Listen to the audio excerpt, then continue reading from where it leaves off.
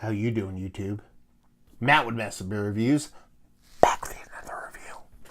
Stout time. Stout in a can. Who doesn't love that? Let me count the ways. Actually, if you don't like that, then I don't know what you're doing, but yeah. Gonna dive into this sucker. We're talking about Doghouse from Hop Butcher for the world.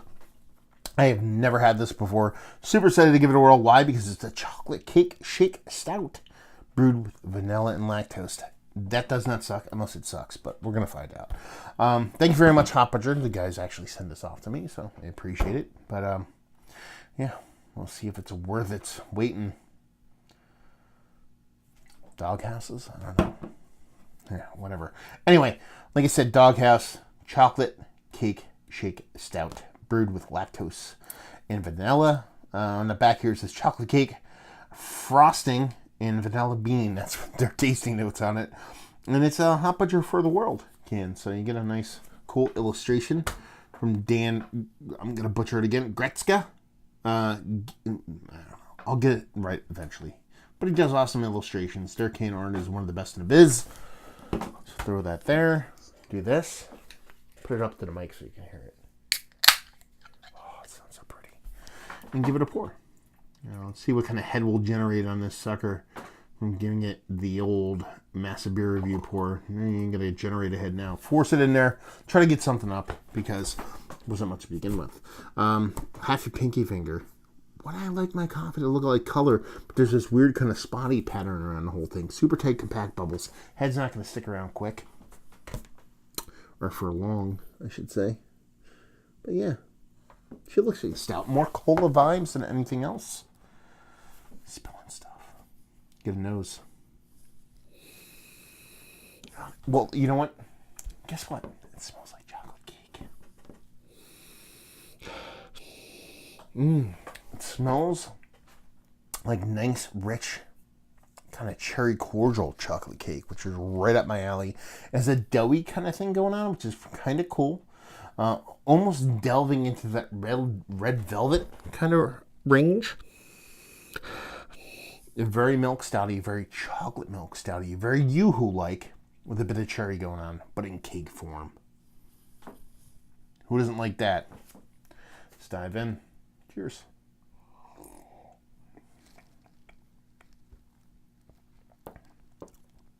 Ooh, that's dangerous. Dangerous. Nice mouthfeel. Nothing too crazy. It's big enough to let me be okay with it. But it doesn't have that kind of density and that creaminess I typically want with these kind of confectionery kind of cakey stouts. Now, that being said, it's not thin to the point where it kind of irritates me. What that means is it kind of lends itself to being super drinkable. You get that big kind of chocolate, milk chocolate kind of battery vibe, but it comes in that kind of thinner package, so it's super chuggable. You get a little bit of cherry cordial kind of floating around the edges.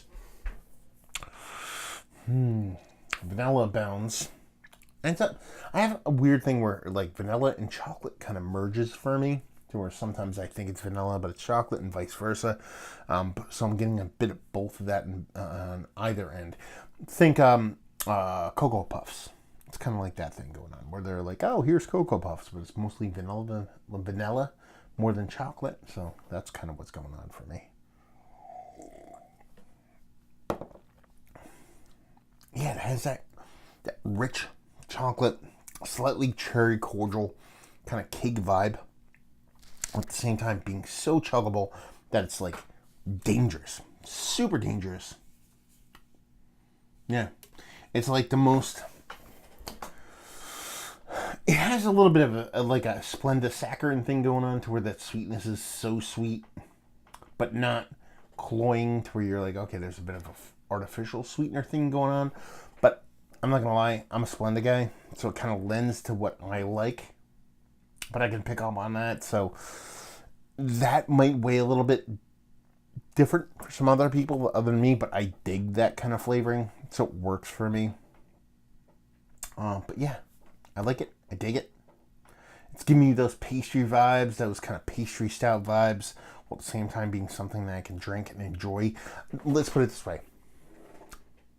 this whole can is going to be a pleasure to drink. It's not going to be something that I'm going to have to choke down or I'd be like, I wish I had somebody else to share this with. No, it's going to be a can and I'm going to be like, okay, I'm going to be okay drinking all this on my own because its ABV isn't like fucking rocket fuel, while at the same time it's not super like thick and over the top and just being cloying or just being like just too confectionery to the point where it just gets outside of it being beer. It's still beer, it's just a very milky, imperial milky milk stout in a very fun way.